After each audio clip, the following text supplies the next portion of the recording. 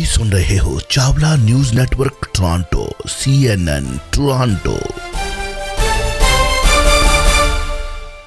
Local ਗੱਲਾਂ ਲੈ ਕੇ ਹਾਜ਼ਰ ਹੋ ਚੁੱਕੇ ਨੇ ਜੌਲ ਸਾਹਿਬ ਅ ਵੈਰੀ ਗੁੱਡ ਮਾਰਨਿੰਗ ਜੀ। ਸਤਿ ਸ਼੍ਰੀ ਅਕਾਲ। ਸਤਿ ਸ਼੍ਰੀ ਅਕਾਲ ਜੀ। ਅੱਜ ਬਹੁਤ ਮਿਹਰਬਾਨੀ ਸਾਰੇ ਸਰੋਤਿਆਂ ਦਰਸ਼ਕਾਂ ਨੂੰ ਜੀ ਆਇਆਂ ਨੂੰ ਆਖਦੇ ਹਾਂ ਜੀ। ਬਹੁਤ ਸਵਾਗਤ ਹੈ ਪ੍ਰੋਗਰਾਮ ਦੇ ਵਿੱਚ। ਸੋ ਦਰਸ਼ਕ ਤੇ ਸਰੋਤਿਓ, ਤੁਸੀਂ ਐਨੀ ਟਾਈਮ ਸਾਨੂੰ ਕਾਲ ਕਰ ਸਕਦੇ ਹੋ 9058131320 905 813 1320। ਜੌਲ ਸਾਹਿਬ, ਬਹੁਤ ਹੀ ਹੈਰਾਨੀ ਵਾਲੀ ਗੱਲ ਹੈ, ਆਪਾਂ ਕਿੰਨੇ ਕੁ ਟੀਕੇ ਲਾਈ ਜਾਵਾਂਗੇ ਜੀ ਆਪਣੇ ਬਾਹਾਂ ਦੇ ਵਿੱਚ। ਹੁਣ ਤਾਂ ਤੀਸਰਾ ਬੂਸਟਰ ਸ਼ਾਟ ਕਹਿਣ ਨੂੰ ਤਾਂ ਸਰਕਾਰ ਕਹਿ ਰਹੀ ਹੈ ਲਾਓ ਤੇ ਉਧਰ ਤੁਸੀਂ ਕਹਿ ਲਓ ਕਿ ਇਜ਼ਰਾਈਲ ਗਵਰਨਮੈਂਟ ਦੇ ਵਿੱਚ ਚੌਥੀ ਸ਼ਾਟ ਦੀ ਗੱਲ ਹੋ ਰਹੀ ਹੈ ਜੀ। ਯਸ ਅਰਸ਼, ਇੱਦਾਂ ਆ ਜੀ ਵੀ ਇਹ ਤੀਸਰਾ ਸ਼ਾਟ ਸਾਡੇ ਇੱਥੇ ਬੂਸਟਰ ਕਹਿ ਲਓ ਵੀ ਐਲੀਜੀਬਿਲਿਟੀ ਹਜੇ ਇਸ ਵੀਕ ਬਣੀ ਆ 18 ਸਾਲ ਤੋਂ ਜ਼ਿਆਦਾ ਉਮਰਾਂ ਦੀ। ਸੋ ਆਪਾਂ ਕਹਿ ਸਕਦੇ ਵੀ ਅਜੇ ਤੀਸਰਾ ਸ਼ਾਟ ਲਿਆਂਦੇ ਦੀਆਂ ਖਬਰਾਂ ਦੀ ਸਿਆਹੀ ਵੀ ਨਹੀਂ ਸੁੱਕੀ ਕਿ ਚੌਥੇ ਦੀ ਗੱਲ ਸ਼ੁਰੂ ਹੋ ਗਈ ਆ, ਜੋ ਕਿ ਇਜ਼ਰਾਈਲ ਦੇ ਵਿੱਚ ਉਹਨਾਂ ਨੇ ਕਿਹਾ ਵੀ ਆਪਾਂ ਦੇਖਦੇ ਹਾਂ ਜਿਹੜੇ ਸੀਨੀਅਰਸ ਨੇ, ਜ਼ਿਆਦਾ ਉਮਰ ਦੇ ਲੋਕ ਨੇ, ਵੀ ਉਹਨਾਂ ਨੂੰ ਸਭ ਤੋਂ ਵੱਡਾ ਖਤਰਾ ਆ ਇਹਦਾ ਕੋਵਿਡ ਦਾ, ਕਿਉਂਕਿ ਹੁਣ ਤੱਕ ਦੇ ਜਿਹੜੇ ਓਨਟਾਰੀਓ ਦੇ ਨੰਬਰਸ ਵੀ ਇਹੀ ਕਹਿ ਰਹੇ ਆ ਵੀ ਜਿਹੜਾ ਓਮੀਕਰੋਨ ਆਇਆ ਇਹਦੇ ਨਾਲ ਸਾਡੇ ਕੋਲ ਕੋਈ ਲਗਭਗ 600 ਪੇਸ਼ੈਂਟ ਹੁਣ ਤੱਕ ਓਨਟਾਰੀਓ 'ਚ ਹੋਏ। ਪਰ ਕਿਉਂਕਿ ਵੀ ਉਹ ਯੰਗ ਜਨਰੇਸ਼ਨ ਦੇ ਵਿੱਚ ਹੀ ਜ਼ਿਆਦਾ ਆ, ਜਿਹੜੇ ਕਿ ਆਪਣੀਆਂ ਸੋਸ਼ਲ ਸੈਟਿੰਗਸ ਦੇ ਵਿੱਚੋਂ, ਸੋਸ਼ਲ ਗੈਦਰਿੰਗਸ ਦੇ ਵਿੱਚੋਂ ਇੱਕ ਦੂਜੇ ਨੂੰ ਉਹ ਲੱਗਦੇ ਆ, ਤੇ ਜਿਹੜਾ ਲੇਕਿਨ ਕਿ ਵੀ ਹੌਸਪੀਟਲ ਦੇ ਵਿੱਚ ਜਾਣਾ ਪਿਆ ਥੋੜੀ ਸਿਹਤ ਵਿਗੜਨ ਕਰਕੇ ਓਮੀਕਰੋਨ ਦੀ ਵਜ੍ਹਾ ਦੇ ਨਾਲ, ਉਹ ਸੀਗੇ 600 ਦੇ ਵਿੱਚੋਂ ਸਿਰਫ 15 ਲੋਕ। ਅੱਛਾ। ਇਹਦੇ ਤੋਂ ਜਾਣੀ ਕਿ ਸਮਝਿਆ ਇਹ ਜਾਂਦਾ ਵੀ ਓਮੀਕਰੋਨ ਓਨਾ ਖਤਰਾ ਨਹੀਂ, ਕਹਿਣ ਦਾ ਮਤਲਬ ਵੀ ਜਾਨ ਦਾ ਖੌਅ ਨਹੀਂ ਆ। ਸਪੈਸ਼ਲ ਗੱਲ ਇਹ ਆ ਵੀ ਕਿਉਂਕਿ ਯੰਗ ਜਨਰੇਸ਼ਨ ਦੇ ਵਿੱਚ ਜ਼ਿਆਦਾ ਇਹਦੀ ਮਾਰ ਪੈ ਰਹੀ ਆ, ਪਰ ਦੂਸਰੇ ਪਾਸੇ ਸੀਨੀਅਰਸ ਨੂੰ ਬਚਾਉਣ ਦੇ ਲਈ ਓਮੀਕਰੋਨ ਤੋਂ, ਕੋਵਿਡ ਤੋਂ ਕਹਿ ਲਓ ਵੀ ਇਜ਼ਰਾਈਲ ਦੀ ਗਵਰਨਮੈਂਟ ਜਿਹੜੀ ਇਹ ਪ੍ਰੋਐਕਟਿਵ ਹੋ ਗਏ ਨੇ, ਤੇ ਇਹਨਾਂ ਨੇ ਕਿਹਾ ਵੀ 60 ਸਾਲ ਤੋਂ ਜਿਹੜੇ ਜ਼ਿਆਦਾ ਉਮਰ ਦੇ ਲੋਕ ਆ ਵੀ ਉਹਨਾਂ ਨੂੰ ਆਪਣਾ ਜਿਹੜਾ 4th ਸ਼ਾਟ ਆ ਕੋਵਿਡ ਦਾ ਉਹ ਲਵਾ ਲੈਣਾ ਚਾਹੀਦਾ। ਸੋ ਇਸ ਲਿਹਾਜ਼ ਨਾਲ ਜਿਹੜੇ ਹੁਣ ਭੈਣ ਭਰਾ ਹੌਲੀ ਹੌਲੀ ਇਹ ਕੋਵਿਡ ਦੇ ਸ਼ਾਰਟ ਕਲਚਰ ਤੋਂ ਅੱਗੇ ਹੌਲੀ ਹੈ ਨਾ ਵੀ ਕਿੰਨੇ ਕੁ ਲਵਾਈ ਜਾਈਏ। ਪਰ ਦੂਸਰੇ ਪਾਸੇ ਵੀ ਹੁਣ ਇਹ ਚੱਲਣਾ ਤੇ ਸਾਇੰਸ ਦੇ ਨਾਲ ਤੇ ਡਾਕਟਰਾਂ ਦੇ ਨਾਲ ਹੀ ਪੈਣਾ। ਉਧਰ ਸਾਇੰਸ ਤੇ ਡਾਕਟਰ ਲਗਾਤਾਰ ਅਰਸ਼ ਕੰਮ ਕਰ ਰਹੇ ਆ, ਉਹ ਇਹ ਟੀਕਿਆਂ ਤੇ ਨਹੀਂ ਰੁਕੇ ਹੋਏ। ਉਹਨਾਂ ਨੇ ਗਾਂਹ ਹੁਣ ਜਿਹੜੇ ਪਿਲਸ ਆ, ਮਤਲਬ ਗੋਲੀਆਂ ਵੀ ਇਜਾਦ ਕਰ ਲਈਆਂ, ਜਿਹੜੀਆਂ ਕਿ ਬਕਾਇਦਾ ਜਾਣੀ ਹੈਲਥ ਕੈਨੇਡਾ ਨੂੰ ਫਾਈਜ਼ਰ ਨੇ, ਮੋਡਰਨਾ ਨੇ ਸਬਮਿਟ ਕੀਤੀਆਂ ਹੋਈਆਂ। ਉਧਰ ਫੈਡਰਲ ਡਰੱਗ ਐਡਮਿਨਿਸਟ੍ਰੇਸ਼ਨ ਜਿਹੜੇ US ਦੇ ਵਿੱਚ ਹੈ, ਉਹਨਾਂ ਦੇ ਕੋਲ ਵੀ ਐਪਲੀਕੇਸ਼ਨ ਲੱਗੀ ਹੋਈ ਆ ਵੀ ਇਹ ਜਿਹੜੇ ਪਿਲਸ ਆ, ਇਹ ਜੇ ਕਿਸੇ ਨੂੰ ਸਿੰਪਟਮਸ ਆ ਜਾਣ ਕੋਵਿਡ ਦੇ, ਤਾਂ ਜੇ ਉਹ ਖਾਣੀਆਂ ਸ਼ੁਰੂ ਕਰ ਦੇਣ ਤਾਂ ਵੀ ਹੌਸਪਿਟਲ ਜਾਣ ਦਾ ਖਤਰਾ ਬਹੁਤ ਜ਼ਿਆਦਾ ਘੱਟ ਜਾਊਗਾ, ਵੀ ਜਾਣੀ ਜਲਦੀ ਠੀਕ ਹੋ ਜਾਊਗਾ ਉਹ ਵਿਅਕਤੀ। ਅੱਛਾ। ਇੱਕ ਤੇ ਇਹਨਾਂ ਗੋਲੀਆਂ ਦਾ ਇਹ ਫਾਇਦਾ ਹੋਊਗਾ, ਫਾਈਜ਼ਰ ਵੀ ਤੇ ਮੋਡਰਨਾ ਕਹਿ ਰਹੇ ਆ। ਮੋਡਰਨਾ ਦੀ ਜਿਹੜੀ ਐਫੀਕੇਸੀ ਇਹਦੇ ਵਿੱਚ ਥੋੜੀ ਘੱਟ ਦੱਸੀ ਜਾ ਰਹੀ ਹੈ, ਤੇ ਫਾਈਜ਼ਰ ਤਾਂ ਦਾਅਵਾ ਕਰਦੇ ਆ ਵੀ 80% ਤੋਂ ਵੀ ਜ਼ਿਆਦਾ ਇਹਨਾਂ ਗੋਲੀਆਂ ਦੀਆਂ ਜਿਹੜਾ ਵੀ ਉਹ ਅਸਰ ਆ ਉਹ ਕੋਵਿਡ ਦੇ ਅਗੇਂਸਟ ਹੋ ਸਕਦਾ। ਇੱਕ ਤੇ ਮਤਲਬ ਜਾਣੀ ਕਿ ਫਿਰ ਇਹ ਜਲਦੀ ਲੋਕ ਠੀਕ ਹੋਣਗੇ, ਹੌਸਪਿਟਲ ਜਾਣ ਦਾ ਖਤਰਾ ਘਟੂਗਾ। ਦੂਸਰਾ ਫਿਰ ਕਿ ਇਹ ਜਿਹੜਾ ਹੁਣ ਇਕਾਂਤਵਾਸ ਆ ਕਹਿ ਲਓ ਜਾਂ ਸੈਲਫ ਆਈਸੋਲੇਸ਼ਨ ਆ, ਉਹਦਾ ਟਾਈਮ ਵੀ ਗਾਂਹ ਜਾ ਕੇ ਸ਼ਾਇਦ ਅੱਧਾ ਰਹਿ ਜਾਵੇ, ਵੀ 14 ਦਿਨ ਕਰਨ ਦੀ ਲੋੜ ਨਹੀਂ, 7 ਦਿਨ 5 ਦਿਨ ਹੀ ਕਾਫੀ ਆ। ਸੋ ਉਸ ਲਿਹਾਜ਼ ਨਾਲ ਇਹ ਸਾਇੰਸ ਆਪਣੀ ਜਗ੍ਹਾ ਤੇ ਕੰਮ ਕਰ ਰਹੇ ਆ, ਪਰ ਦੂਸਰੇ ਪਾਸੇ ਗਵਰਨਮੈਂਟ ਜਿਹੜੀਆਂ ਵੀ ਉਹ ਐਡਵਾਈਜ਼ ਮੰਨ ਕੇ ਐਕਸਪਰਟਸ ਦੀਆਂ ਇਸ ਤਰ੍ਹਾਂ ਦੇ ਨਵੇਂ ਜਿਹੜੇ ਐਲਾਨ, ਅੱਜ ਇੱਥੇ ਪ੍ਰਾਈਮ ਮਿਨਿਸਟਰ ਜਸਟਿਨ ਟਰੂਡੋ ਵੀ ਤਿਆਰ 12 ਵਜੇ ਉਹਨਾਂ ਨੇ ਵੀ ਅਨਾਊਂਸਮੈਂਟਸ ਕਰਨੀਆਂ। ਕੱਲ ਜੋ ਬਾਈਡਨ ਉੱਥੇ US ਦੇ ਵਿੱਚ ਉਹਨਾਂ ਨੇ ਨੇਸ਼ਨ ਨੂੰ ਐਡਰੈਸ ਕੀਤਾ, ਪਰ ਕੋਈ ਬਹੁਤੀ ਵੱਡੀ ਜਿਹੜੀ ਉਹ ਖਬਰ ਬੁਰੀ ਨਹੀਂ ਲੈ ਕੇ ਆਏ ਵੀ ਮਤਲਬ ਜਿਹੜਾ ਲਾਕਡਾਊਨ ਆ ਉਹ ਨਹੀਂ ਆਊਗਾ, ਕਿਉਂਕਿ ਉਨੀ ਹਾਲਤ ਹੁਣ ਅਸੀਂ ਉਹ ਮਾਰਚ 2020 ਦੇ ਵਿੱਚ ਨਹੀਂ ਹੈਗੇ। ਉਸ ਤਰ੍ਹਾਂ ਭਾਈ ਦੁਨੀਆ ਅੱਗੇ ਨਾਲੋਂ ਜ਼ਿਆਦਾ ਅਲਰਟ ਵੀ ਆ, ਖਬਰਦਾਰ ਵੀ ਆ, ਵੀ ਮੱਖੀਆਂ ਵਾਂਗ ਲੋਕਾਂ ਦੇ ਮਰਨ ਦੀ ਸੰਭਾਵਨਾ ਨਹੀਂ, ਕਿਉਂਕਿ ਅੱਗੇ ਨਾਲੋਂ ਸਾਡੇ ਕੋਲ ਦਵਾਈਆਂ, ਸਾਡੇ ਕੋਲ ਇਹ ਟੀਕੇ, ਵੱਡੀ ਤਾਦਾਦ ਵਿੱਚ ਲੋਕ ਵੈਕਸੀਨੇਟ ਹੋ ਚੁੱਕੇ ਆ ਜੀ। ਪਰ ਇੱਕ ਜਿਹੜਾ ਰਿਸਕ ਅਰਸ਼ ਇਹ ਵੀ ਪਾਇਆ ਜਾ ਰਿਹਾ ਵੀ ਜੇ ਕੈਨੇਡਾ 'ਚ, US 'ਚ ਜਾਂ ਵੈਸਟਰਨ ਕੰਟਰੀਜ਼ ਦੇ ਵਿੱਚ ਬਹੁਤ ਸਾਰੇ ਲੋਕਾਂ ਨੂੰ ਟੀਕੇ ਲੱਗ ਵੀ ਜਾਣਗੇ, ਪਰ ਉਹਨਾਂ ਦੇਸ਼ਾਂ ਤੋਂ ਜੇ ਲੋਕ ਆਉਂਦੇ ਰਹਿਣਗੇ ਜਿੱਥੇ ਟੀਕੇ ਬਹੁਤ ਘੱਟ ਲੱਗੇ ਆ, ਵੀ ਜਾਣੀ ਵੇਰੀਐਂਟਸ ਉੱਥੇ ਤਰ੍ਹਾਂ ਦੇ ਬਣੀ ਜਾਂਦੇ ਆ, ਤੇ ਲੋਕ ਉਧਰੋਂ ਜਾਣੀ ਇੱਧਰ ਟਰੈਵਲ ਕਰਦੇ ਰਹਿਣਗੇ, ਇੱਧਰੋਂ ਉੱਧਰ ਕਰਦੇ ਰਹਿਣਗੇ, ਤੇ ਇਹਦਾ ਤੇ ਅੰਤ ਹੀ ਕੋਈ ਨਹੀਂ, ਗਾਂਹ ਹੋਵੇ ਇੱਕ ਨਵਾਂ ਵੇਰੀਐਂਟ ਮਤਲਬ ਆਉਣ ਨੂੰ ਤਿਆਰ ਹੋ ਜਾਊਗਾ। ਬਿਲਕੁਲ। ਸੋ ਇਸ ਕਰਕੇ ਦੁਨੀਆ ਨੂੰ ਜਾਣੀ ਕਿ ਇਹ ਜਿਹੜੇ ਵੈਸਟਰਨ ਕੰਟਰੀਜ਼ ਕਹ ਲਓ ਵੀ ਅਮੀਰ ਦੇਸ਼ ਆ, ਜਿੱਥੇ ਇਹ ਆਪਣੇ ਟੀਕੇ ਲੋਕਾਂ ਨੂੰ ਲਾ ਰਹੇ, ਇਹਨਾਂ ਨੂੰ ਨਾਲ ਕੋਆਰਡੀਨੇਟ ਕਰਨਾ ਚਾਹੀਦਾ ਬਾਕੀ ਦੁਨੀਆ ਦੀਆਂ ਉਹ ਕਮਜ਼ੋਰ ਦੇਸ਼ਾਂ ਦੀਆਂ ਸਰਕਾਰਾਂ ਦੇ ਨਾਲ ਵੀ, ਵੀ ਉੱਥੇ ਵੀ ਵੱਧ ਤੋਂ ਵੱਧ ਲੋਕ ਜਿਹੜੇ ਵੈਕਸੀਨੇਟ ਹੋ ਜਾਣ ਤਾਂ ਕਿ ਵੀ ਇਹਦਾ ਕੋਈ ਐਂਡ ਜਿਹੜਾ ਉਹ ਕੋਵਿਡ ਦਾ ਨਜ਼ਰ ਆਵੇ। ਜੀ ਅੱਜ ਦੀ ਸਿਚੁਏਸ਼ਨ ਇਹ ਆ ਵੀ ਇਜ਼ਰਾਈਲ ਕਹਿ ਰਹੇ ਨੇ ਚੌਥਾ ਟੀਕਾ ਲਵਾ ਲਓ ਜੀ, ਖਾਸ ਤੌਰ ਤੇ ਸੀਨੀਅਰਸ। ਜੋਤ ਸਾਹਿਬ ਸਾਡੇ ਨਾਲ ਇੱਕ ਕਾਲਰ ਨੇ ਜੀ, ਆਪਾਂ ਫਟਾਫਟ ਲੈ ਲਈਏ ਔਨ ਦੀ ਏਅਰ। ਸਤਿ ਸ਼੍ਰੀ ਅਕਾਲ ਜੀ। ਹੈਲੋ, ਸਤਿ ਸ੍ਰੀ ਅਕਾਲ ਜੀ। ਜੋਤ ਸਾਹਿਬ ਨੂੰ ਪੁੱਛਣਾ ਸੀਗਾ, ਜਿਹੜੇ ਕੱਲ ਆਏ ਆ 3400 ਪਲੱਸ ਆਏ ਨੇ ਟੋਟਲ ਕੇਸਿਸ, ਉਹਦੇ ਵਿੱਚ ਕਹਿੰਦੇ ਨੇ 2500 ਤੋਂ ਜ਼ਿਆਦਾ ਉਹ ਨੇ ਜਿਹੜੀ 2 ਹੀ ਡੋਜ਼ ਲੱਗੀਆਂ ਹੋਈਆਂ ਨੇ।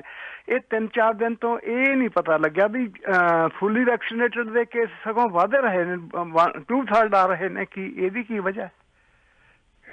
ਠੀਕ ਹੈ ਜੀ, ਉਹਦੀ ਵਜ੍ਹਾ ਸਾਡੇ ਕੋਲ ਜਿਹੜੇ ਚੀਫ ਮੈਡੀਕਲ ਆਫਿਸਰ ਆ ਨਾ ਓਨਟਾਰੀਓ ਦੇ, ਉਹਨਾਂ ਨੇ ਡਾਕਟਰ ਮੂਰ ਨੇ ਕਲੀਅਰ ਕੀਤਾ ਆ। ਵੈਸੇ ਉਹ ਕਈ ਵੀਕਸ ਤੋਂ ਕਰ ਰਹੇ ਆ ਜੀ ਵੀ ਜਿਹੜੀਆਂ ਇਹ ਸੋਸ਼ਲ ਸੈਟਿੰਗਸ ਜਾਂ ਗੈਦਰਿੰਗਸ ਆ, ਅਸੀਂ ਬੇਫਿਕਰ ਹੋ ਗਏ, ਇਕੱਠ ਤੇ ਬਾਕੀ ਸਭ ਕੁਝ ਆਮ ਰੈਗੂਲਰ ਲਾਈਫ ਜਿਹੜੀ ਆ ਉਹ ਸ਼ੁਰੂ ਕਰ ਲਈ।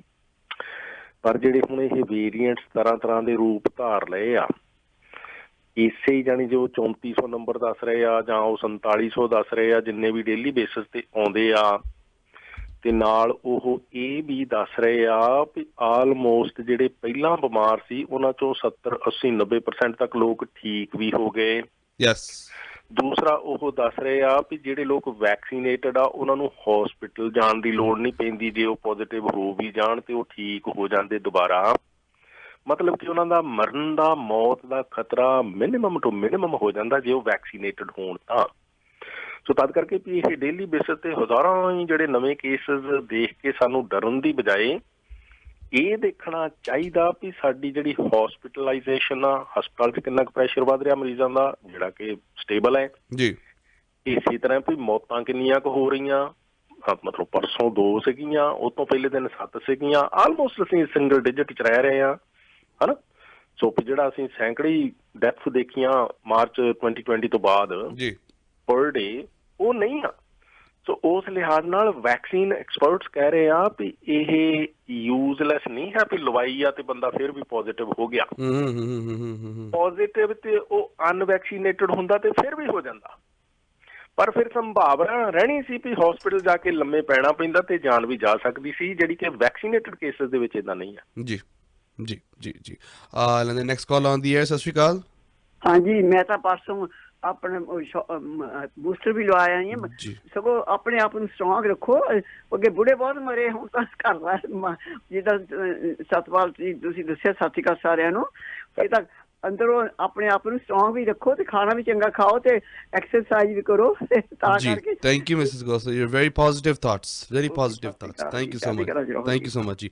ਆਲਰਾਈਟ, 905 813 1320। ਜੋਲ ਸਾਹਿਬ, ਕੱਲ੍ਹ ਇੱਕ ਖਬਰ ਜੋ ਸਾਡੇ ਕੋਲ ਵਾਂਝੀ ਰਹਿ ਗਈ ਸੀ, ਅਸੀਂ ਉਸ ਨੂੰ ਇੱਕ ਵਾਰੀ ਫਿਰ ਤੋਂ ਪੇਸ਼ ਕਰਦੇ ਹਾਂ ਜੀ। ਜੋ ਹੈਮਿਲਟਨ ਦੇ ਵਿੱਚ ਜਿਸ ਬॉयਫ੍ਰੈਂਡ ਨੇ ਆਪਣੀ ਗਰਲਫ੍ਰੈਂਡ ਦੀ ਕਹਿ ਲਓ ਮੌਤ ਦਾ ਕੋਰਟ ਨੇ ਇਕਰਾਰ ਕਰ ਦਿੱਤਾ ਹੈ, ਹੀ ਇਜ਼ ਗਿਲਟੀ ਆਫ ਮਰਡਰ, ਤੇ ਉਸ ਨੂੰ ਸਜ਼ਾ ਬਹੁਤ ਵੱਡੀ ਹੋਣ ਵਾਲੀ ਹੈ ਜੀ।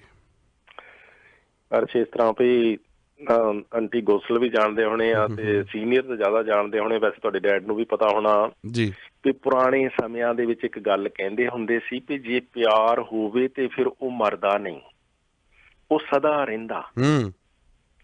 ਪਰ ਹੁਣ ਜਾਣੀ ਕਿ ਜ਼ਮਾਨਾ ਜਿਹੜਾ ਗਾਂਹ ਤੋਂ ਗਾਂਹ ਆਪਾਂ ਦੇਖ ਰਹੇ ਹਾਂ ਵੀ ਪਿਆਰ ਜਾਣੀ ਆਈ ਲਵ ਯੂ ਹੁੰਦਾ ਵੀ ਬਹੁਤ ਛੇਤੀ ਆ, ਤੇ ਜਰਾ ਜਾਣੀ ਕਿ ਤਿਲਕ ਫਿੜਕ ਹੋਵੇ ਤੇ ਫਿਰ ਆਈ ਹੇਟ ਯੂ ਵੀ ਬਹੁਤ ਜਲਦੀ ਵੱਟ ਤੇ ਪਿਆ। ਮਤਲਬ ਆਈ ਲਵ ਯੂ ਤੇ ਆਈ ਹੇਟ ਯੂ ਜਾਣੀ ਕਿ ਵੱਟ ਤੇ ਪਿਆ ਸਭ ਕੁਛ, ਮਰਨ ਲੱਗਿਆ ਜਾਣੀ ਸਕਿੰਟ ਨਹੀਂ ਲੱਗਦਾ। ਏਦਾਂ ਹੀ ਜਾਣੀ ਕਿ ਵੀ ਇਹ ਹੁਣ ਕਈ ਕੇਸਿਸ ਆਉਂਦੇ ਰਹਿੰਦੇ ਆ ਵੀ ਗਰਲਫ੍ਰੈਂਡ ਪਹਿਲਾਂ ਆਈ ਲਵ ਯੂ ਤੇ ਫਿਰ ਆਈ ਹੇਟ ਯੂ। ਹੁਣ ਇਹ 2 ਸੀਗੇ ਯੰਗ ਕਪਲ ਕਹਿ ਲਓ, ਗਰਲਫ੍ਰੈਂਡ ਬॉयਫ੍ਰੈਂਡ, ਇਹਨਾਂ ਦੀ ਇੱਕ ਬੱਚੀ ਲੜਕੀ ਵੀ ਆ ਦੋਨਾਂ ਦੀ।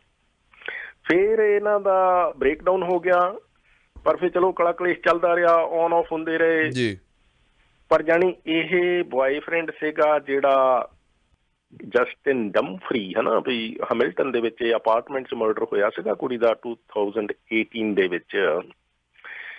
ਤੇ ਇਹ ਲੜਦਿਆਂ ਜਾਣੀ ਕਿ ਵੀ ਚਾਕੂ ਨਾਲ ਇਹਨੇ ਉਹਨੂੰ 17 ਵਾਰ ਮਾਰਿਆ, ਹੈ ਨਾ, 17 ਚਾਕੂ, ਜਾਣੀ ਚਾਕੂ ਨਾਲ 17 ਵਾਰ, ਕਿਤੇ ਗਲੇ ਤੇ ਸਾਰੇ ਸਰੀਰ ਤੇ ਕਰ ਕਰਕੇ ਉਹਨੂੰ ਏਦਾਂ ਮਾਰਿਆ। ਮੁੜ ਕੇ ਫਿਰ ਇਹਨੂੰ ਹੱਥਾਂ ਪੈਰਾਂ ਦੀ ਪੈ ਗਈ ਜਦੋਂ ਮਰ ਗਈ, ਤੇ ਚੁੱਕ ਕੇ ਉਹਦੀ ਕਾਰ ਦੇ ਵਿੱਚ ਹੀ ਜਾਣੀ ਥੱਲੇ ਪਾਰਕਿੰਗ ਗੈਰਾਜ ਦੇ ਵਿੱਚ ਜਾ ਕੇ ਉਹਦੀ ਡਿੱਕੀ ਦੇ ਵਿੱਚ ਲਾਸ਼ ਜਿਹੜੀ ਉਹ ਲੁਕੋਤੀ, ਹਨਾ। ਉਹੀ ਲੜਕੀ ਜਿਹਨੂੰ ਕਦੀ ਆਈ ਲਵ ਯੂ ਕਹਿੰਦਾ ਨਹੀਂ ਥੱਕਦਾ ਹੋਊਗਾ, ਹਨਾ। ਹੁਣ ਇਹਦੇ ਵਿੱਚ ਆਪਾਂ ਕਈ ਵਾਰੀ ਲੈ ਕੇ ਤੁਰ ਪੈਂਦੇ ਹੁੰਦੇ ਆ ਵੀ ਕੋਈ ਵਜ੍ਹਾ ਹੋਊਗੀ। ਕਤਲ ਦੀ ਕਿਹੜੀ ਵਜ੍ਹਾ ਆ? ਕਤਲ ਦੀ ਕਿਹੜੀ ਵਜ੍ਹਾ ਆ ਭਾਈ? ਕੋਈ ਵਜ੍ਹਾ ਨਹੀਂ ਹੈ। ਕਾਤਲ ਮਰਡਰ ਕੋਈ ਵਜ੍ਹਾ ਨਹੀਂ ਹੈ। ਨਹੀਂ ਤੁਹਾਡਾ ਮਤਲਬ ਆਈ ਹੇਟ ਯੂ ਹੋ ਗਿਆ ਤੇ ਪਾਸੇ ਹੋ ਜਾਓ ਨਾ। ਕਤਲ ਦਾ ਕੀ ਮਤਲਬ ਹੈ? ਇਹਦੀ ਕੋਈ ਵਜ੍ਹਾ ਨਹੀਂ ਹੈ, ਸੈਂਸ ਨਹੀਂ ਬਣਦੀ ਕੋਈ ਗੱਲੇ ਹੀ ਪੁੱਛਣ ਦੀ ਵੀ ਕੋਈ ਗੱਲ ਹੋਣੀ ਆ ਜੀ। ਸੋ ਇਸ ਕਰਕੇ ਗੱਲ ਇਹ ਆ ਜੀ ਵੀ ਹੁਣ ਫਿਰ ਇੱਥੇ ਚੱਲ ਰਿਹਾ ਸੀ ਮੁਕੱਦਮਾ, ਤੇ ਉੱਥੇ ਕੋਰਟ ਵਿੱਚ ਜਾ ਕੇ ਭਾਈ ਸਾਹਿਬ ਕਹਿੰਦਾ ਭਾਈ ਮੈਨੂੰ ਜੀ ਸੈਲਫ ਡਿਫੈਂਸ 'ਚ ਇਹ ਮਰ ਗਈ, ਮਤਲਬ ਮੇਰੇ ਤੇ ਅਟੈਕ ਹੋ ਗਿਆ ਸੀਗਾ, ਮੈਨੂੰ ਖਤਰਾ ਸੀ ਤੇ ਤਾਂ ਮਰ ਗਈ। ਉਹ ਕਹਿੰਦੇ ਵੀ ਸੈਲਫ ਡਿਫੈਂਸ ਦੇ ਵਿੱਚ ਤੂੰ 17 ਚਾਕੂ ਮਾਰਨੇ ਸੀ, ਹਨਾ। ਜਿਸ ਤਰੀਕੇ ਦੇ ਉਹ ਵਾਰ ਆ ਉਹ ਸੈਲਫ ਡਿਫੈਂਸ ਦੇ ਤਾਂ ਹੈ ਹੀ ਨਹੀਂ, ਉਹ ਤਾਂ ਖੋਬੇ ਹੋਆ ਚਾਕੂ ਜਗ੍ਹਾ ਜਗ੍ਹਾ ਤੇ। ਸੋ ਤਦ ਕਰਕੇ ਵੀ ਉਹਦੀ ਜਿਹੜੀ ਕਹਾਣੀ ਉਹ ਝੂਠੀ ਹੋਣ ਕਰਕੇ ਤੇ ਇਹਨੂੰ ਜਿਹੜਾ ਗਿਲਟੀ ਕਰਾਰ ਦਿੱਤਾ ਗਿਆ, ਤੇ ਹੁਣ ਸਜ਼ਾ ਜਿਹੜੀ ਇਹਨੂੰ ਅਗਲੇ ਹਫ਼ਤੇ ਜਾਣੀ ਹੋਣੀ ਹੈ। ਸੋ ਇਹ ਗਰਲ ਫਰੈਂਡ ਦਾ ਕਤਲ ਕਰਨ ਕਰਕੇ ਅਪਾਰਟਮੈਂਟ ਦੇ ਵਿੱਚ ਉਹਨੂੰ ਚਾਕੂਆਂ ਨਾਲ ਮਾਰਨ ਕਰਕੇ ਜਾਣੀ ਇਹ ਜਿਹੜਾ ਲੜਕਾ ਆ ਹੁਣ ਇਹ ਦੋਸ਼ੀ ਕਰਾਰ ਦਿੱਤਾ ਗਿਆ। ਤੇ ਲੜਕੀ ਜਿਹੜੀ ਯਤੀਮ ਵਾਲਾ ਹੀ ਕੰਮ ਹੈ, ਕਿਉਂਕਿ ਹੁਣ ਇਹ ਸੈਕੰਡ ਡਿਗਰੀ ਮਰਡਰ ਦੇ ਵਿੱਚ ਉਮਰ ਕੈਦ ਆਲਮੋਸਟ ਭੋਗੂਗਾ। ਤੇ ਉਹ ਲੜਕੀ ਤੇ ਫਿਰ ਜਿਹੜੀ ਅੱਜ ਵੀ ਉਹ ਬੱਚੀ ਕਹਿ ਲਓ ਵੀ ਚਿਲਡਰਨਜ਼ ਏਡ ਸੁਸਾਇਟੀ ਦੇ ਕੋਲ ਹੀ ਬੱਚੇ ਇਹੋ ਜਿਹੇ ਧੱਕੇ ਖਾਂਦੇ ਹੁੰਦੇ ਆ ਜੀ। ਸੋ ਪੇਰੈਂਟਸ ਵਾਸਤੇ, ਲਵਰਸ ਵਾਸਤੇ, ਹੇਟਰਸ ਵਾਸਤੇ ਇੱਕ ਮੈਸੇਜ ਹੈ। ਬਿਲਕੁਲ ਜੀ। ਸੋ ਜੌਲ ਸਾਹਿਬ, ਐਂਡ ਆਫ ਦਾ ਈਅਰ ਆ ਰਿਹਾ ਹੈ, end end of the year as we all know taxes, CRA, all that stuff ਦਿਮਾਗ ਦੇ ਵਿੱਚ ਘੁੰਮਣ ਲੱਗ ਜਾਂਦਾ, ਤੇ ਇਸ ਦਾ ਫਾਇਦਾ ਜਿਹੜੇ ਪ੍ਰੈਂਕ ਕਾਲਰਸ ਨੇ ਉਹ ਬੜਾ ਉਠਾਉਂਦੇ ਨੇ, ਤੇ ਸਾਵਧਾਨੀ ਵਰਤਣੀ ਚਾਹੀਦੀ ਹੈ ਜੀ ਇਸ ਐਂਡ ਆਫ ਦਾ ਈਅਰ ਇਹਨਾਂ ਸਕੈਮ ਕਾਲਰਸ ਤੋਂ। ਹਾਂ, ਇਹ ਅਸਰ 'ਚ ਨਾ ਦੇਖਿਆ ਜਾਂਦਾ ਵੀ ਆਮ ਤੌਰ ਤੇ ਈਅਰ ਐਂਡ ਤੇ ਇਹ ਤਰ੍ਹਾਂ ਦੀਆਂ ਇੱਦਾਂ ਕਹਾਣੀਆਂ ਜਿਹੀਆਂ ਵਰਤ ਕੇ ਤਾਂ ਜਿਹੜੇ ਫਰੋਡ ਕਾਲਰਸ ਆ ਉਹ ਬੜੇ ਐਕਟਿਵ ਹੋ ਜਾਂਦੇ ਆ। ਲੋਕਾਂ ਨੂੰ ਜਿਹੜੇ ਸਾਰਾ ਸਾਲ ਹੀ ਸਤਾਇਆ ਹੁੰਦਾ ਵੈਸੇ ਤਾਂ ਇਹ ਹੁਣ ਇਹ ਕਿਹਾ ਜਾ ਰਿਹਾ ਜੀ ਵੀ ਜਿਹੜੇ ਇਹ ਸਕੈਮਰਸ ਆ ਜਾਣੀ ਕਿ ਸਾਲ ਦੇ ਅਖੀਰ ਤੇ ਜਾ ਕੇ CRA ਵਾਲਿਆਂ ਦੇ ਬਹਾਨੇ ਟੈਕਸ ਦੇ ਤਰ੍ਹਾਂ ਦੇ ਬਕਾਏ ਦੱਸ ਕੇ ਵੀ ਤੁਹਾਡੇ ਇੰਨੇ ਰਹਿੰਦੇ ਆ ਜੀ, ਇੰਨੇ ਦੇ ਦਿਓ ਜੀ, ਦੱਸੋ ਕਿੱਦੋਂ ਦਿਓਗੇ ਜੀ, ਮਤਲਬ ਕਿੱਦਾਂ ਦਿਓਗੇ ਜੀ, ਵਗੈਰਾ ਵਗੈਰਾ। ਤੇ ਹੁਣ ਉਹ CRA ਨੇ ਥੋੜ੍ਹਾ ਜਿਹਾ ਲੋਕਾਂ ਨੂੰ ਅਲਰਟ ਕਰਨ ਦੀ ਕੋਸ਼ਿਸ਼ ਕੀਤੀ ਆ ਵੀ ਅਸੀਂ ਨਹੀਂ ਇੱਦਾਂ ਦੇ ਕਿਸੇ ਨੂੰ ਕਾਲ ਕਰਦੇ, ਪਰ ਜੇ ਕਿਸੇ ਜਾਣੀ ਕਿ ਪੋਜ਼ੀਟਿਵ ਰੀਜ਼ਨ ਕਰਕੇ ਕੋਈ ਆਫਿਸਰ ਵਾਕਿਆ ਹੀ CRA ਤੋਂ ਕਾਲ ਕਰੇ ਵੀ ਤਾਂ ਯੂਜ਼ਲੀ ਤਾਂ ਉਹ ਚਿੱਠੀ ਲਿਖਦੇ ਆ ਜੇ ਕੋਈ ਬੈਲੈਂਸ ਵਗੈਰਾ ਹੋਵੇ। ਤੇ ਜੇ ਮਤਲਬ ਕਿਸੇ ਨੇ ਈਮੇਲ ਆਪਸ਼ਨ ਆਪਟ ਕੀਤੀ ਆ ਤੇ ਈਮੇਲ ਆਊਗੀ ਅਫੀਸ਼ੀਅਲੀ, ਪਰ ਯੂਜ਼ਲੀ ਅਜੇ ਵੀ ਚਿੱਠੀਆਂ ਹੀ ਆਉਂਦੀਆਂ। ਤੇ ਜਿਹੜਾ ਆਫਿਸਰ ਜੇ ਕੋਈ ਪੈਂਡਿੰਗ ਕੇਸ ਹੈਗਾ ਤਾਂ ਪਹਿਲਾਂ ਉਹ ਆਪਣਾ ਨਾਂ ਦੱਸੂਗਾ, ਫਿਰ ਉਹ ਜਾਣੀ ਕਿ ਆਪਣਾ ਫੋਨ ਨੰਬਰ ਦੱਸੂਗਾ, ਆਪਣੀ ਲੋਕੇਸ਼ਨ ਦੱਸੂਗਾ ਜੀ। ਤੇ ਤੁਸੀਂ ਉਹ ਨੋਟ ਕਰ ਲੈਣਾ ਬਜਾਏ ਇਹਦੇ ਕਿ ਵੀ ਉਹਦੇ ਨਾਲ ਸਿੱਧੀ ਗੱਲ ਕਰਨ ਦੇ ਜਾਂ ਫਿਰ ਆਪਣੀ ਪਰਸਨਲ ਇਨਫੋਰਮੇਸ਼ਨ ਡਿਸਕਲੋਜ਼ ਤੁਸੀਂ ਕਰਨ ਤੋਂ ਪਹਿਲਾਂ ਜਿਹੜਾ ਭਾਈ ਸਾਹਿਬ ਕਾਲ ਕਰ ਰਿਹਾ ਵੀ ਮੈਂ CRA ਆ, ਉਹਨੂੰ ਕਹੋ ਜੀ ਮੈਨੂੰ ਆਪਣਾ ਦੇ ਆਫਿਸ ਲੋਕੇਸ਼ਨ ਤੇ ਫੋਨ ਨੰਬਰ, ਮੈਂ ਕਾਲ ਬੈਕ ਕਰਨਾ ਹੈ ਨਾ। ਅੱਛਾ, ਜੇ ਤਾਂ ਉਹ ਮਤਲਬ ਤੁਸੀਂ ਉਹ ਜੈਨੂਅਨ ਬੰਦਾ ਹੋਵੇ, ਉਹ ਫੋਨ ਵੀ ਦਊ, ਲੋਕੇਸ਼ਨ ਵੀ ਦੱਸੂ, ਆਪਣਾ ਨਾਮ ਵੀ ਦੱਸੂ, ਸਭ ਕੁਛ ਠੀਕ ਹੋ ਜਾਊ। ਵੈਸੇ ਉਹ ਲੜਖੜਾ ਜਾਂਦੇ ਹੁੰਦੇ ਸਕੈਮਰ, ਜਦੋਂ ਤੁਸੀਂ 2-4 ਸਵਾਲ ਕਰੋ ਨਾ ਜੀ ਜੀ ਜੀ, ਤੇ ਉਹਨਾਂ ਨੂੰ ਪਾਕਿਸਤਾਨ ਬੈਠਿਆਂ ਨੂੰ ਕੀ ਪਤਾ ਵੀ CRA ਅਸਲ ਦੇ ਵਿੱਚ ਚੀਜ਼ ਕੀ ਆ ਤੇ ਇਹਨਾਂ ਦਾ ਆਫਿਸ ਕਿੱਥੇ ਆ ਜੀ। ਸੋ ਇਸ ਕਰਕੇ ਇਹ ਇਹਨਾਂ ਤੋਂ ਬਚਾ ਇੰਨਾ ਹੀ ਆ ਵੀ ਤੁਸੀਂ ਇਹ ਜਿਹੜਾ ਕਾਲਸ ਵਗੈਰਾ ਆਉਂਦੀਆਂ ਜਰਾ ਅਲਰਟ ਰਹਿਣਾ। ਤੇ ਪਹਿਲੀ ਗੱਲ ਤਾਂ ਕਹਿੰਦੇ ਵੀ ਬਹੁਤੀ ਗੱਲ ਕਰਨ ਦੀ ਲੋੜ ਨਹੀਂ, ਜਸਟ ਹੈਂਗ ਅਪ, ਹਨਾ, ਹੈਂਗ ਅਪ ਕਰੋ, ਆਪਣਾ ਟਾਈਮ ਵੇਸਟ ਕਰੋ। ਤੇ ਉਹਨਾਂ ਨੂੰ ਵੀ ਇਹ ਆ ਵੀ ਉਹ ਇੱਕ ਅੱਧੀ ਵਾਰ ਫੇਰ ਕਰਨਗੇ ਜਾਂ ਦੁਬਾਰਾ ਤੇ ਵੈਸੇ ਕਰਦੇ ਨਹੀਂ ਬਹੁਤ ਸਾਰੇ ਲੋਕਾਂ ਨੂੰ ਜੀ। ਉਹਨਾਂ ਕੋਲ ਨਾ ਲਿਸਟ ਬਹੁਤ ਲੰਬੀ ਹੁੰਦੀ ਹੈ। ਜਿਹੜਾ ਨਿਊ ਜਰਸੀ 'ਚ ਆਪਾਂ ਦੱਸਿਆ ਸੀਗਾ ਵੀ 2 ਇੰਡੀਅਨ ਮੁੰਡੇ ਉਹਨਾਂ ਨੇ ਜੇਲ੍ਹ ਭੇਜੇ ਆ 27 ਮਹੀਨਿਆਂ ਲਈ ਜੀ।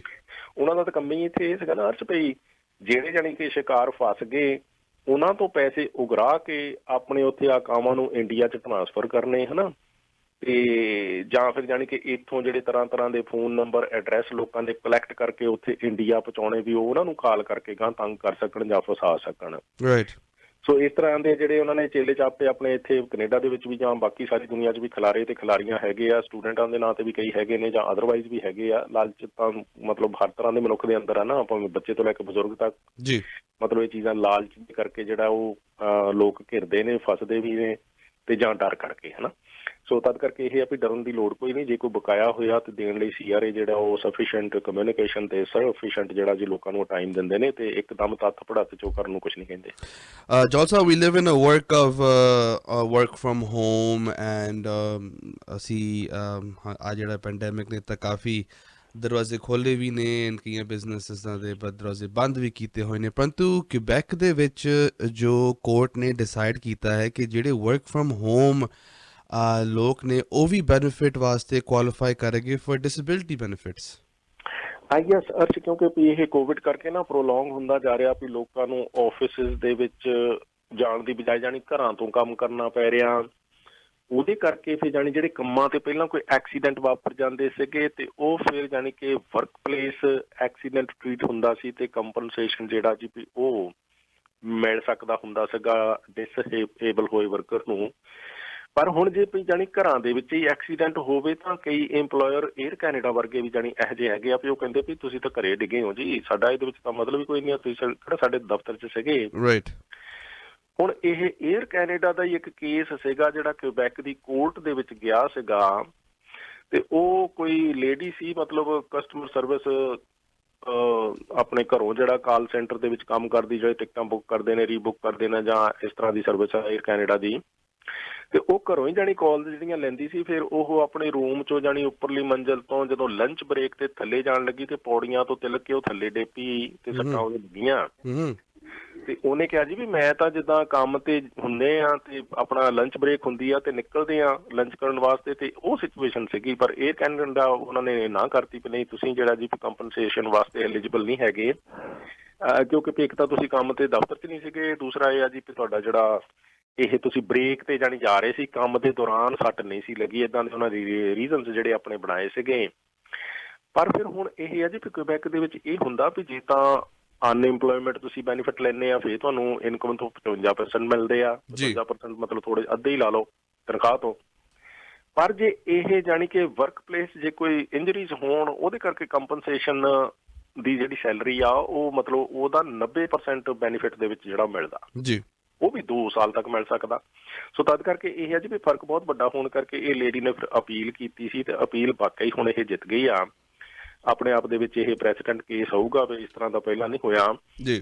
ਵੀ ਉਹ ਜੱਜ ਨੇ ਹੁਣ ਇਹ ਕਿਹਾ ਵੀ ਇਹ ਠੀਕ ਹੈ ਘਰੇ ਡਿੱਗੀ ਆ, ਪਰ ਇਹ ਜਾਣੀ ਜੇ ਕੰਮ ਤੋਂ ਕੋਈ ਨਿਕਲ ਕੇ ਬਾਹਰ ਜਾਣੀ ਕਹ ਲਓ ਵੀ ਪਾਰਕਿੰਗ ਸਪੇਸ ਵਿੱਚ ਵੀ ਕਈ ਵਾਰੀ ਜਾਵੇ ਤੇ ਸੱਟਾਂ ਲੱਗ ਜਾਣ ਤੇ ਉਹ ਵੀ ਵਰਕ ਪਲੇਸ ਜਾਣੀ ਐਕਸੀਡੈਂਟ ਗਿਣਿਆ ਜਾਂਦਾ। ਤੇ ਐਕਸੀਡੈਂਟ ਦੀ ਇਹ ਸਰਕਮਸਟੈਂਸਸ ਵੀ ਇਹੀ ਆ ਵੀ ਜਾਣੀ ਇਹ ਵਰਕ ਪਲੇਸ ਆਪਣੇ ਵਰਕ ਤੋਂ ਨਿਕਲ ਕੇ ਲੰਚ ਕਰਨੀ ਜਾ ਰਹੀ ਸੀਗੀ ਵੀ ਉਹਦਾ ਕੋਈ ਆਪਣਾ ਘਰ ਦੇ ਵਿੱਚ ਪ੍ਰਾਈਵੇਟ ਟਾਈਮ ਨਹੀਂ ਸੀਗਾ ਵੀ ਉਹ ਆਫ ਡਿਊਟੀ ਨਹੀਂ ਸੀ। ਸੋ ਇਸ ਤਰ੍ਹਾਂ ਦੇ ਰੀਜ਼ਨਸ ਬਣਾ ਕੇ ਜਿਹੜਾ ਜੱਜ ਆ ਜਾਣੀ ਕਿ ਉਹਨਾਂ ਨੇ ਇਹਨੂੰ ਜਿਹੜਾ ਉਹ ਬੈਨੀਫਿਟ ਦੇ ਲਈ ਐਲੀਜੀਬਲ ਠਹਿਰਾਇਆ ਤੇ ਏਅਰ ਕੈਨੇਡਾ ਨੂੰ ਹੁਣ ਇਹ ਬੈਨੀਫਿਟ ਜਿਹੜੇ ਉਹ ਦੇਣੇ ਪੈਣਗੇ ਜੀ। ਕੁਇਕਲੀ ਜੌਲ ਸਾਹਿਬ 2022 ਦੇ ਵਿੱਚ ਜੂਨ ਦੇ ਵਿੱਚ ਇਲੈਕਸ਼ਨਸ ਆ ਰਹੇ ਨੇ ਤੇ Ontario Premier Doug Ford, the Conservatives are likely to win another term. ਹਾਂਜੀ, ਕਿਉਂਕਿ ਇਹਨਾਂ ਵੈਸੇ ਇਹ ਨਹੀਂ ਗਾ ਵੀ ਜਾਣੀ ਹੁਣ 38% ਤੱਕ ਜਿਹੜਾ ਇਹ ਲੇਜਰ ਸਰਵੇ ਨਵਾਂ ਆਇਆ ਵੀ ਉਹਦੇ ਵਿੱਚ ਪੋਪੂਲੈਰਿਟੀ ਡਗ ਫੋਰਡ ਉਹਨਾਂ ਦੀ ਪਾਰਟੀ ਦੀ ਆ, ਇਹ 4% ਵੱਧ ਗਈ ਆ ਕੁਛ ਹਫ਼ਤਿਆਂ 'ਚ, 34 ਤੋਂ 38 ਹੋਏ ਨੇ ਹਨਾ। ਰਾਈਟ। ਅੱਛਾ, ਦੂਸਰੀ ਹੈਰਾਨੀ ਦੀ ਗੱਲ ਇਹ ਹੈ ਵੀ ਲਿਬਰਲ ਆ ਜਿਨ੍ਹਾਂ ਨੂੰ ਕਿ ਹੁੰਝਾ ਫੇਰ ਕੇ ਇਹ 2018 ਦੇ ਵਿੱਚ ਆਏ ਸੀ ਡਗ ਫੋਰਡ ਤੇ ਉਹਨਾਂ ਦੀਆਂ ਕਹਿ ਲਓ ਵੀ ਸਕੂਟਰ 'ਚ ਬਹਿਣ ਜੋਗੀਆਂ ਸੀਟਾਂ ਆਈਆਂ ਸੀ ਜਾਂ ਕਾਰ 'ਚ ਬਹਿਣ ਜੋਗੀਆਂ ਸੀ ਤੇ ਪਈ ਉਹ ਤੀਜੇ ਨੰਬਰ ਤੇ ਚਲੇ ਗਏ ਫੇਰ ਦੁਬਾਰਾ। ਹਜੇ ਕੁਛ ਹਫ਼ਤੇ ਪਹਿਲਾਂ ਜਾਣੀ ਕੰਜ਼ਰਵੇਟਿਵ ਤੋਂ ਬਾਅਦ ਦੂਜੇ ਨੰਬਰ ਤੇ ਲਿਬਰਲ ਸੀਗੇ, ਹੁਣ ਦੂਸਰੇ ਨੰਬਰ ਤੇ NDP ਆ। ਸੋ NDP ਜਿਹੜੇ ਉਹਨਾਂ ਨੂੰ 28% ਹਾਲ ਦੀ ਘੜੀ ਸਪੋਰਟ ਦੱਸੀ ਜਾ ਰਹੀ ਆ ਤੇ ਲਿਬਰਲ ਨੂੰ 25% ਤੇ ਲੇਕਿਨ ਕੰਜ਼ਰਵੇਟਿਵ ਪਾਰਟੀ ਜਿਹੜੀ ਆ ਵੀ ਇਹ ਲੇਜਰ ਸਰਵੇ ਕਹਿ ਰਹੇ ਨੇ ਕਿ ਜੇ ਅੱਜ ਇਲੈਕਸ਼ਨ ਹੋ ਜੇ ਜੀ ਤੇ ਫਿਰ ਇਹ ਜਿਹੜੀ ਆ ਦੂਸਰੀ ਟਰਮ ਜਿੱਤਣ ਦੇ ਵਿੱਚ ਕਾਮਯਾਬ ਹੋ ਸਕਦੇ ਆ। ਪਰ ਇਲੈਕਸ਼ਨ ਅਜੇ ਜੂਨ ਦੇ ਵਿੱਚ ਆ, ਉਦੋਂ ਤੱਕ ਕਈ ਉਤਰਾਅ ਚੜ੍ਹਾਅ ਆਉਣੇ ਆ। ਪਰ ਇਹ ਕੋਵਿਡ ਨੂੰ ਕੰਟਰੋਲ ਜਿਸ ਤਰੀਕੇ ਦੇ ਨਾਲ ਇਹ ਫੋਰਡ ਗਵਰਨਮੈਂਟ ਕਰ ਰਹੀ ਆ ਉਹਦੇ ਤੋਂ ਓਨਟਾਰੀਓ ਦੇ ਵਿੱਚ ਜਿਹੜਾ ਜੀ ਵੀ ਲੋਕ ਉਹਨਾਂ ਤੋਂ ਸੰਤੁਸ਼ਟ ਜਾਪ ਰਹੇ ਆ ਤੇ ਸਰਵੇ ਦੇ ਲਿਹਾਜ਼ ਦੇ ਨਾਲ ਇਹ ਆ ਜੀ ਵੀ ਉਹਨਾਂ ਦੇ ਕੰਮ ਕਰਨ ਨੂੰ ਜਿਹੜਾ ਅਪਰੂਵਲ ਰੇਟ ਆ ਉਹ ਕਾਫੀ ਹਾਈ ਆ। ਪਰ ਪ੍ਰੀਮੀਅਰ ਦੇ ਵਜੋਂ ਜਿਹੜੀ ਕੈਂਡੀਡੇਟ ਆ ਉਹ ਅਜੇ ਵੀ ਐਂਡਰੀਆ ਹੋਰਵਥ ਜਿਹੜੀ ਉਹ ਟੌਪ ਤੇ ਗਿਣੇ ਜਾ ਰਹੇ ਨੇ।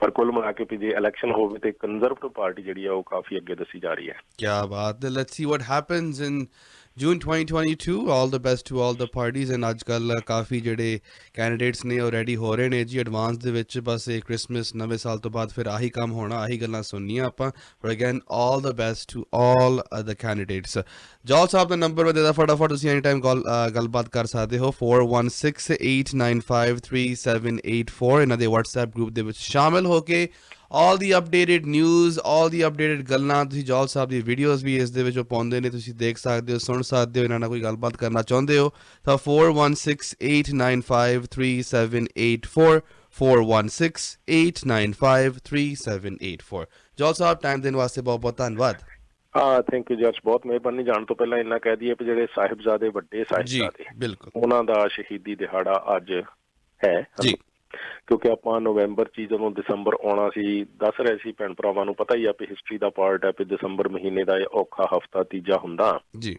ਤੇ ਉਹ ਸਮਾਂ ਜਿਹੜਾ ਜੀ ਵੀ ਹੁਣ ਚੱਲਣਾ ਸ਼ੁਰੂ ਹੋ ਗਿਆ ਪਰਿਵਾਰ ਵਿਛੋੜੇ ਦਾ ਕਹਿ ਲਓ ਵੀ ਦਿਨ ਕੱਲ ਸੀਗਾ ਜੀ ਤੇ ਅੱਜ 8 ਪੋਹ ਆ ਤੇ ਇਹ ਜਿਹੜਾ ਇਹ ਵੱਡੇ ਸਾਹਿਬਜ਼ਾਦਿਆਂ ਦਾ ਹਾਂਜੀ ਅਜੀਤ ਸਿੰਘ ਤੇ ਜੁਝਾਰ ਸਿੰਘ ਜੀ ਉਹਨਾਂ ਦਾ ਜਿਹੜਾ ਸ਼ਹੀਦੀ ਦਿਹਾੜਾ ਅੱਜ ਹੈ ਸੋ ਅਗਲੇ ਦਿਨਾਂ ਦੇ ਦੌਰਾਨ ਇਸੇ ਤਰੀਕੇ ਦੇ ਨਾਲ ਇਹ ਦਿਹਾੜੇ ਜਿਹੜੇ ਆ ਜੀ ਪਿਆਉਂਦੇ ਰਹਿਣਗੇ ਇਤਿਹਾਸ ਵੀ ਜਾਰੀ ਰਹੇਗਾ ਅਸੀਂ ਵੀ ਆਪਣੇ ਵੱਲੋਂ ਸ਼ਰਧਾ ਦੇ ਫੁੱਲ ਭੇਟ ਕਰਦੇ ਹਾਂ ਜੀ ਬਿਲਕੁਲ ਜੀ ਤੇ ਗੁਰੂ ਮਹਾਰਾਜ ਜੀ ਕਿਰਪਾ ਬਣਾਈ ਰੱਖਣ ਜੀ ਸਿੱਖ ਕੌਮ ਤੇ ਜੀ thank you so much Jaul Sahib thank you so much ਜੀ ਤੁਸੀਂ ਸੁਣ ਰਹੇ ਹੋ Chawla news network Toronto CNN Toronto